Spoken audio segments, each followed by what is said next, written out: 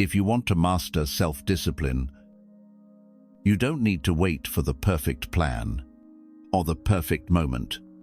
You need to listen to the wisdom of someone who lived it, not in comfort, but in chaos.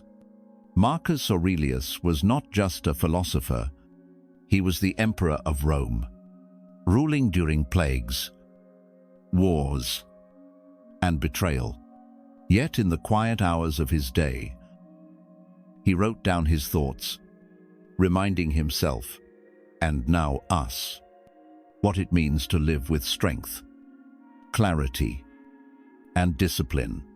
He once asked himself, "What do I have to complain of? If I'm going to do what I was born for." It's a powerful reminder. Self-discipline begins not with punishment, but with purpose. In this video, we'll explore 10 timeless lessons from the mind of Marcus Aurelius. Lessons that will help you show up daily. Silence your excuses and take control of your life, regardless of how you feel. Seneca once wrote, "No man is more unhappy than he who never faces adversity, for he is not permitted to prove himself." So if you're ready to prove yourself, not to others, but to the person you could become, this is where your journey starts. Let's begin. 1. Show up every day. Marcus Aurelius reminds us, you must build up your life, action by action, and be content if each one achieves its goal. As far as possible, discipline is not dramatic. It's not loud. It's not about one perfect effort. It's about showing up quietly, consistently, every single day. Most people fail, not because they lack talent or opportunity, but because they give up too soon. They show up once, maybe twice, and expect instant results. But discipline doesn't reward bursts of effort. It rewards persistence. Think of a sculptor. He doesn't shape the statue in one mighty strike.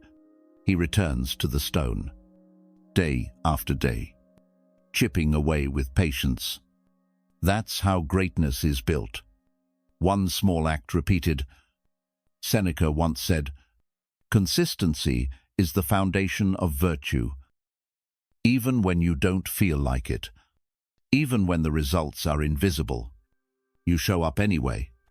Because discipline is not about being perfect. It's about being faithful to the process. And if you fall short one day, if you skip the workout, break the habit, or lose your focus, don't let that one moment define you.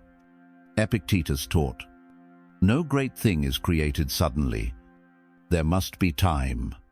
Give it time. So give yourself grace. Then return to your path. One step, one breath, one honest effort at a time. 2. Self-discipline starts with finding your purpose. Marcus Aurelius once asked himself, is this what I was created for? To huddle under the blankets and stay warm. It's a simple image, but it reveals a profound truth. You were not born for comfort. You were born to live, to act, to fulfill a purpose greater than momentary pleasure. Self-discipline doesn't begin with motivation. It begins with meaning. It begins the moment you understand why you must act. Ask yourself, what am I here to do? What is the work of a human being? What must I rise for? Even when I don't feel like it. Imagine this. You're standing on the side of the road with a flat tire. You're tired. It's raining, but your purpose is clear. Change the tire. Get moving. No inspiration needed, just clarity and action. That's what purpose gives you. And once you have that purpose, you don't wait for perfect conditions. You begin. You write. Even if you don't feel like a writer, you train. Even if you feel weak, you create. Even if you feel uncertain, Epictetus reminds us, don't explain your philosophy. Embody it. So start living it. Not tomorrow. Not when it feels easier. But now. Discipline is not about forcing yourself every day. It's about returning again and again to the reason why you began. 3. Practice voluntary hardship.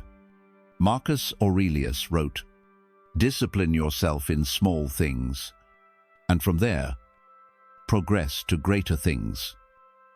Most people avoid discomfort, but the Stoics, they ran toward it, not because they loved pain, but because they understood one truth: if you only train in comfort, you will break in crisis. Voluntary hardship is a way to prepare. It's the art of choosing small discomforts, so that bigger trials don't shake you. Take a cold shower. Sleep without a pillow. Fast for a day. Turn off your phone. Walk in the rain without a coat. These are not punishments. They are rehearsals. For the moments life doesn't ask permission. Seneca practiced this often. He would sleep on the ground, wear rough clothes, and ask himself, is this what I feared? When you expose yourself to discomfort by choice, you strip fear of its power.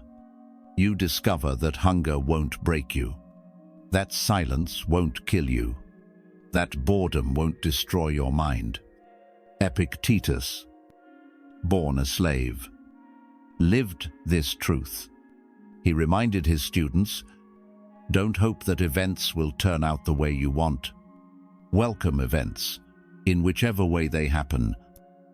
But to welcome adversity, you must first become familiar with it. So don't wait for the storm. Train in the wind. Train while the sky is clear, so that when it darkens, you remain calm and ready. Discipline is not just doing what's hard. It's learning to be comfortable with hard things before they arrive. 4. Count on yourself. Marcus Aurelius once said, turn your desire to stone. Quench your appetites. Keep your mind centered on itself.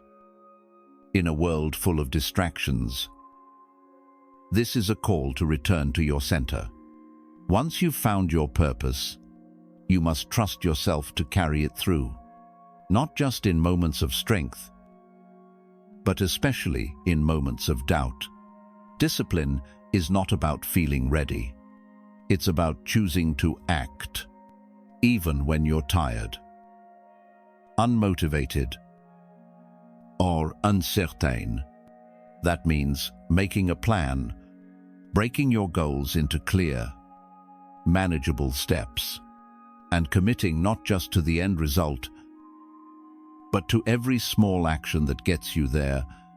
Let's say you want to write a book. The outcome feels overwhelming, but the task for today, write one paragraph. That you can control. And once you begin, momentum builds. Seneca said, it is not that we have a short time to live, but that we waste a lot of it. You don't need more time. You need more direction. You need the courage to rely on yourself, to become your own source of discipline. And when the work feels heavy, remember, you are the one in the driver's seat. Self-discipline is not waiting for permission. It's the quiet decision to show up and do the work, no matter what. 5. Practice the dichotomy of control. Marcus Aurelius said, you have power over your mind, not outside events. Realize this, and you will find strength. This is one of the most powerful lessons in all of Stoic thought. We waste so much energy worrying about what others think, about the past, about the future, about things far beyond our reach.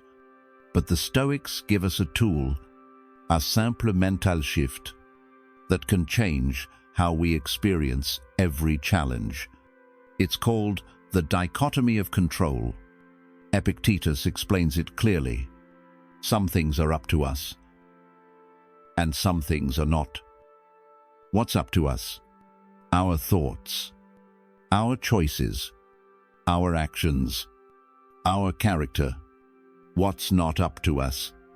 The weather, other people's opinions, traffic, illness, even life and death itself. Imagine this. You've trained for weeks. You're ready to give a speech. But when you arrive, the projector doesn't work. The room is noisy, and someone in the front row yawns. If your peace depends on them, you've already lost. But if your peace depends on your preparation, your effort, your mindset, then no one can take it from you. Seneca reminds us, a wise man is content with his lot, whatever it may be. Next time you're upset, pause and ask, is this within my control?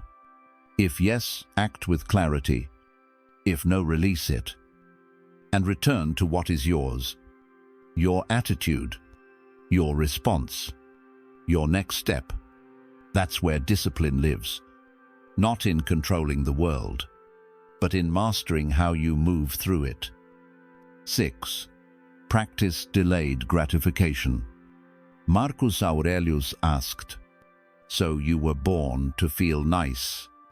Instead of doing things and experiencing them, it's a piercing question, because deep down, we all crave comfort, pleasure, the easy reward. But the Stoic path reminds us, the most meaningful rewards don't come instantly. They come through effort, through patience, through sacrifice. That is the essence of delayed gratification. Imagine you're at a celebration, a table full of desserts, fried food, indulgence. You're on a journey to better health. And in that moment you face a choice. Instant gratification says, eat now, feel good now. Discipline says, wait. You're choosing something bigger. Choosing the salad over the cake may not feel satisfying now, but months later, when your body is stronger, when your energy returns, when your mind is clear, you'll understand that waiting was worth it. Seneca said, we treat the body rigorously so that it may not be disobedient to the mind. This isn't about punishment. It's about training your will to resist the easy so you can earn the excellent. Epictetus taught, freedom is the only worthy goal in life. And there is no greater freedom than being able to say no to something tempting because you're saying yes to something higher. Discipline is built in these moments, in the space between desire and your decision. So, pause, breathe, and remember, you weren't born to feel nice. You were born to live with purpose. 7. Never play the victim. Marcus Aurelius once wrote, do your job without whining. It sounds simple, but in a world where blame is easy and excuses are everywhere, this is a radical act of strength. The truth is, you were not born to feel sorry for yourself. You were born to take responsibility for the direction of your life, no matter how difficult the path may be. It's easy to say, "This is just the way I am. My parents made me like this." Other people have it easier. But as the Stoics teach, every time you blame someone else, you give away your power. Seneca said, "No man is crushed by misfortune unless he has first been deceived by prosperity." In other words, it's not life's hardship that weakens us. It's the habit of comfort. The habit of saying, "Why me?" instead of "What now?" Epictetus, born into slavery, could have lived his entire life as a victim, but he didn't. He chose instead to focus only on what he could control: his thoughts, his words, his actions. And that choice made him free. So the next time something goes wrong, don't look for someone to blame. Look inward. Then ask, what can I do now? How can I grow from this? What's the next right action? When you take ownership, you reclaim your strength. And where there is ownership, there is discipline. 8. Ignore naysayers. Marcus Aurelius once said, "When another blames you or hates you, go to their soul. See what sort of person they are. You'll realize there is no reason to be racked with anxiety because of their opinions." It's easy to be discouraged when others don't believe in you, when they criticize you, mock your dreams, or doubt your efforts. But here's the truth. If you try to do something meaningful, if you aim higher than average, you will attract resistance. Naysayers are everywhere. They might be strangers. They might even be people you love. But don't confuse their fear with your future. Imagine you tell someone, "I'm going to wake up early every day. I'm going to build discipline." And they laugh. They say, "That won't last." You've said that before. You have two choices: absorb their doubt or rise through it. Epictetus reminds us, if you want to improve, be content to be thought foolish and stupid. Let that sink in. The price of growth is often the misunderstanding of others, but their opinions don't shape your outcome. Your actions do. Seneca said, "Associate with people who are likely to improve you." That means you don't need to argue with critics. You don't need to win them over. You simply need to move forward. So when voices around you say, "You can't," you answer with discipline. You answer with action. Ignore the noise and keep walking your path, because in the end, you're not here to be understood. You're here to become who you were meant to be. 9. Honestly review your day. Marcus Aurelius believed in reflection. Every evening, he returned to his journal, not to impress others, but to examine his own soul. He wrote, "These are the characteristics of the rational soul: self-awareness, self-examination, self-determination." If you want to build self-discipline, you must learn to pause, to step back, and ask yourself, gently but truthfully, how did I live today? What did I do well? Where was I strong? Where did I stumble, and why? This is not self-criticism. This is self-correction. It's not about shame. It's about growth. Seneca encouraged this same practice. He wrote, "Each day I examine my conscience. When the light has been removed and my wife has fallen silent, I examine my entire day and go back over what I've said and done." You don't need hours. You only need a few quiet moments. Maybe at your bedside. Maybe during a walk. Maybe in a notebook. Ask yourself, did I show up for what matters? Did I act according to my values? Did liet fear? Or anger? Or laziness win? And most of all, how can I improve tomorrow? If you failed, forgive yourself. If you succeeded, be grateful. Epictetus reminded us, if you want to improve, be content to be thought foolish and to make mistakes as long as you learn. The disciplined mind is not flawless. It is simply honest. And from honesty comes clarity. From clarity comes strength. So end your day with truth and begin the next, wiser than before.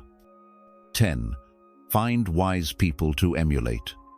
Marcus Aurelius wrote, "It will even do to socialize with men of good character in order to model your life on theirs."